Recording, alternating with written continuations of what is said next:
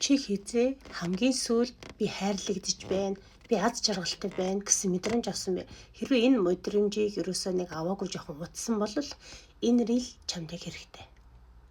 Яг ерөөхдөө хосод болохоор яадаг вэ гэхээр энэ мэдрэмжийг хизээ авдаг вэ гэхээр одоо ингээд ажил төрөлтэй байна, завгүй байна, тэ ингээд нэг нь одоо ингээд ажлын цаг нь хоорондоо зөрдөг ч юм уу те, нэг нь явж байхад нөгөөх нь ирдэг ч юм уу те.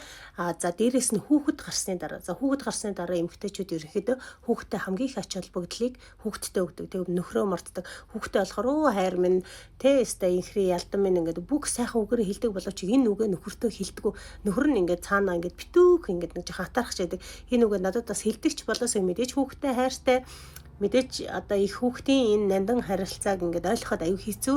Гэхдээ тэр үгийг тэд бас сонсомоор байдаг. Тэгэхээр энэ үгийг эмэгтэйн ч гэсэн сонсомоор байдаг. Аль нь хайрлагдах эрхтэй байгаа. Тэгэхээр хизээ чи хамгийн сүүлд хайрлагдсан бай. Тэрийг бодоод үзээрэй. За ганц бие хүмүүстээр энэ яаж илэрдэг вэ гэхээр хамт байгаа боловч ерөөс хамт байгаа мэдрэмж авахгүй ингээд л те.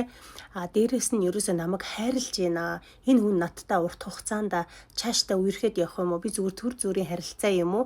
Цаашаа найз охин ихтер нь болох юм уу гэдэгтээ итгэлдэггүй байгаа тэр мэдрэмжийг аваад идэг. Яагаад энэ мэдрэмжийг авдаг вэ гэхээр вэ штэ те.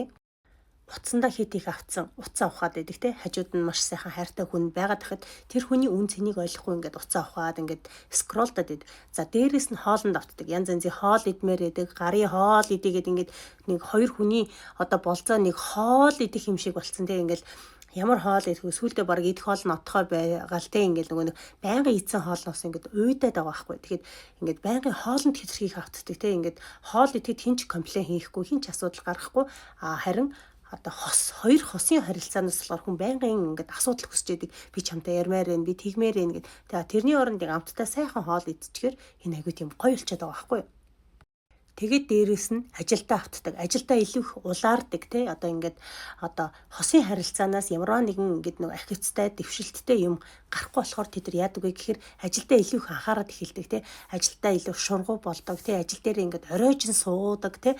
Тэгэхээр оройжин ер нь ажлын цаг чинь яагаад өглөөний 9-өөс оройны 6 гэж байгаа юм бэ те.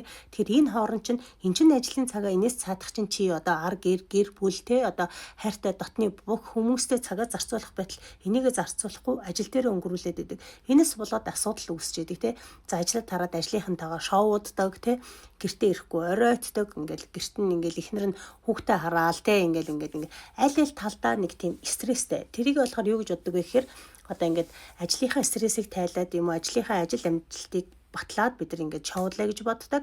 Тэгэхэд ард нь гэр бүл нь те ингээд дандаа шоудчээдэг гэсэн тийм ойлголттой болцсон байдаг. Тэгэхээр энэ асуудлыг шийдэхэд их амархан те аль нь хүчин зүтгэл гарганаа, хоорондоо ярилцсанаа. Тэгээд энэ асуудлаа ярихаар яадаг вэ гэхээр ингээд нэг тийм аль нь сул дорой юм шиг мэдрэмж авах гээд байдаг. Энэ бол ерөөсөө сул дорой мэдрэмж биш ээ. Хоёр хүн хоорондоо биеийн хайртай болоод сэтгэл мэдрэмжээ хуваалцах хэвээр. Энэ бол хүн ясны юм аа. Ерөөсөө энэ сул дорой чи мяа байна, чи ингээд юу ч чадахгүй байх гэсэн үг биш ээ. Хүн болгонд өөрийн гэсэн цаг хугацаа байдаг те. Одоо зарим хүмүүс 20 наснда биллионер саятан болж байгаа бол зарим хүмүүс 30 наснда, зарим хүмүүс 40 наснда. Тэгэхээр тэр 20 наснда биллионер болсон хүмүүс яах вэ гэхээр 30 наснда гэр бүлээ зохион 40 наснда үр хүүхдтэй болоод яг таны амьдралын замыг бол ингээд туулна.